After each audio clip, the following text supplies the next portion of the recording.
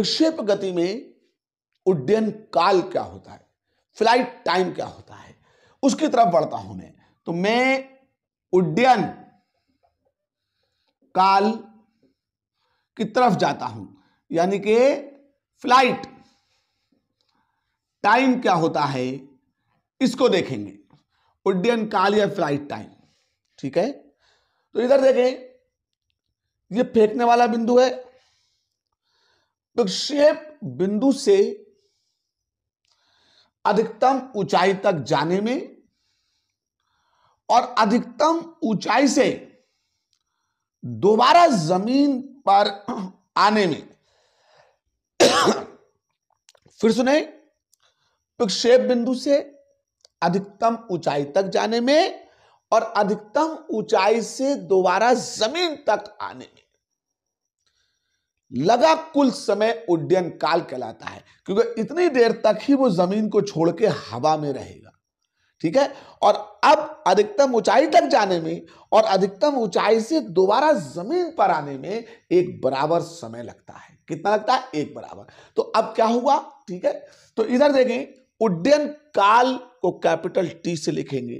तो इधर देखें भाई, उड्डयन काल, उड्डयन काल, तो कैपिटल टी बराबर 2 स्मॉल टी, समीकरण 1 लिख लें। आगे तरफ बढ़े, क्या किया हमने? अब गति के पहले समीकरण में टी सबसे आसानी से निकल आता है, तो हमने क्या किया ना, ऊपर की ओर, ऊपर की ओर गति का प्रथम समीकरण लगा दिया। अब प्रथम समीकरण क्या होता है? v बराबर u माइनस जी टी। जी ऊपर की ओर y अक्ष है। अब y अक्ष पर vy क्या हो गया? 0, और uy कितना दिया हुआ है?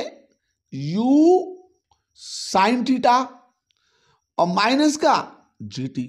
gt इधर ले आए, माइनस का क्या हो जाएगा? प्लस का।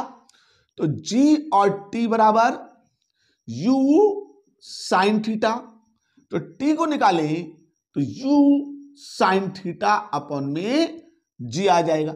अभी हमारे पास t आ गया, तो ये केवल आधा समय आया है, जितनी देर तक हवा में रहेगा, और कुल समय उड्डयन काल कहलाता है।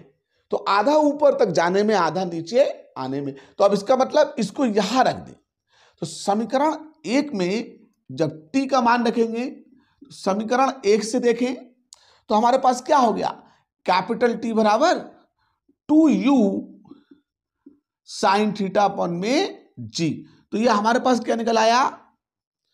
विक्षेप गति में जब किसी पार्टिकल को फेंका जाता है, तो वो फेंकने से और दोबारा जमीन तक आने में कितनी देर तक हवा में रहा, तो ये उसका उड्डयन काल निकल कर आ जाता है। तो आपने इसके उड्डयन काल को जान लिया, सीख लिया। अब उड्डयन काल तो ये आ गया है।